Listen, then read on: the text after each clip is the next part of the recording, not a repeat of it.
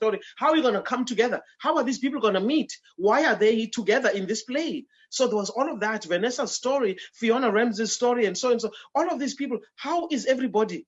Togonchinga, Timi Kwebulan, all of us. How are we going to be together? What brings us together?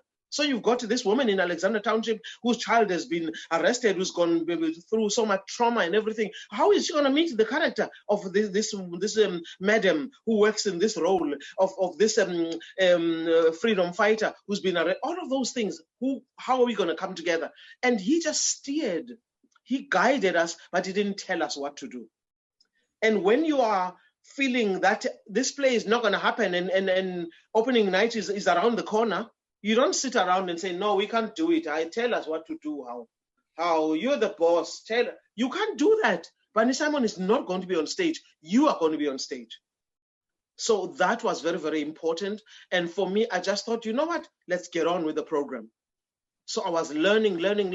And one of my role of this freedom fighter who's been arrested, all of those things. How are we going to come together? And he just steered. He guided us, but he didn't tell us what to do. And when you are feeling that this play is not going to happen and opening night is around the corner, you don't sit around and say, no, we can't do it. Tell us what to do, how you're the boss. You can't do that. Barney Simon is not going to be on stage. You are going to be on stage. So that was very, very important. And for me, I just thought, you know what? Let's get on with the program. So I was learning. And one of my most ones, but let's talk about the actors, the stage managers, the sound engineers, the people who cleaned at the Market Theatre, the receptionists, all of those kinds of people. They didn't have cars. We use public transport. And public transport will not bring you to the Market Theatre. It dropped you off wherever, and you had to run to the Market Theatre. And so we dealt with that. And some of the people that came to see the plays, many of them had cars. So they would come and see the play, applause, and then they have a drink at the bar and they left. Whee! It's us and the police sometimes. And you would arrive at the entrance to Alexander Township, or people who arrived in Soweto or in Mamelodi or Tembisa or Binoni, wherever people went to after seeing plays at the Market Theatre, or us after performing. The police will be waiting for us. And they say, so where are you coming from so late at night? Sir, I was performing at the Market Theatre. Doing what? A play. And do you sing? Yes, sing for us.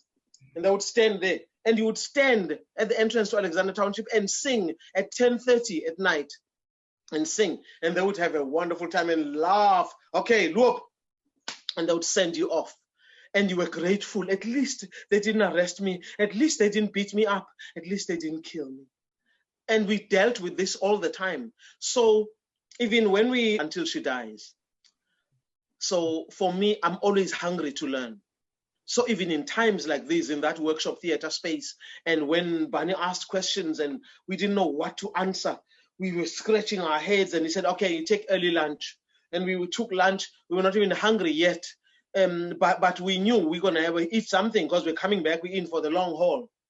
And all of those things, he believed in us and taught us to believe in ourselves. Sometimes it wasn't funny. It was not easy. I think, why did I agree to do this thing? But sometimes you thought it's good that I agreed to do this thing. So workshop theater was where you got panel beated. You got panel beated and you had to catch a wake up, and it was not easy at all. It was not easy, but it was a wonderful experience. And I'm always grateful every time. That warmth, yes? Yes, so yes. Barney Simon was definitely, for me, like a man with breasts that nourished so many people, and they never went dry. He was generous with the knowledge and the experiences and what he had to give. And he never saw another arts practitioner and thought, this one is smaller, this one is less worthy. And what he was always generous and sharing even when he spoke to you about your work, and he knew that it wasn't enough. It was not even a play that he was participating in. He saw your piece, like when I wrote some Somdaga, and he came to see the final rehearsal, and he said to me, "There's a scene missing." And I told, no, it's finished. It's finished. And he said, "No, you can, if that's how you feel, but I know there's a scene missing." I don't know what he was talking about. And I went ahead and I put on some Somdaga. I did well and whatever. I think it was months later, I thought, damn, this guy was right. There was a scene missing. He was not horrible about it. He just wanted to bring it into my consciousness that there was something missing in this play. It was almost finished, and then it wasn't. And then for me, I thought it was. And that voice of wisdom, that sense that when you requested his advice, he gave it to you, but he never felt like he knocks you down. And that is the generosity that I'm talking about. And Barney Simon, I knew I was in a place of being blessed. So Barney Simon was like that. He always knew how to bring people together. And it didn't matter what your age, what your color, what your sex, what your religion. Barney, he was a man with vision. He could dream big. And the co-pilot, Many had to say, "Stop! Where's the money going to come from?" Where is the money going to come from? Brilliant ideas. I agree totally with you. Totally. The money. Let's talk about money. And he was a visionary. He dreamt big. He felt like there was no end to the possibilities and the creativity of the people, the creative of the theater people in South Africa.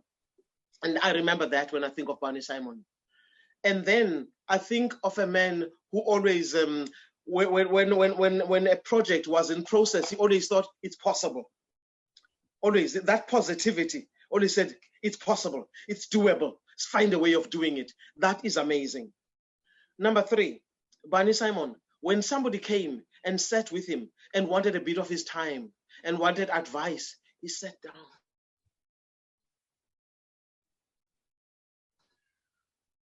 And listened, and less of us have the art of listening. So I remember that when I think of Barney Simon.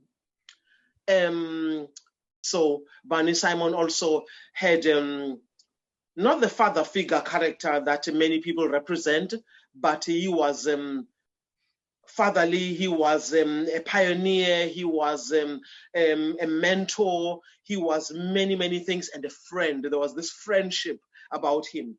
And so that is something stunning, and they don't come every day, people like those. They don't come every day. When I met his brother in Boston, Massachusetts, he invited me.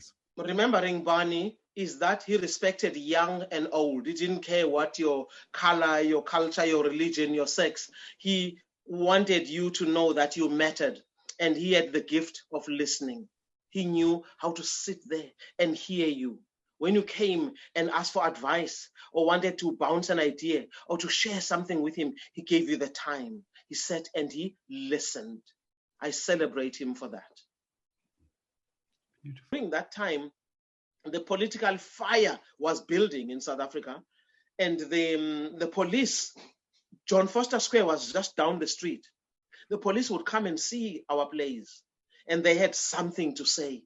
So the Market Theatre, Many and Barney Simon, those two men were just amazing with these co-pilots working to make sure that this aeroplane doesn't crash. And they had overtaken a place that was a marketplace. There had been goats and an Indian market. And they made a place where people can come to the market to shop for wonderful, inspiring stories and songs and poems and messages and political consciousness. It was a different kind of market now. And we were lucky. At the time, you get a sense of it. And then the following year, you do another play, you get more. understanding. And then the following, every year, you don't get it once off. Like you don't bite it like a big meal and you gulp it down.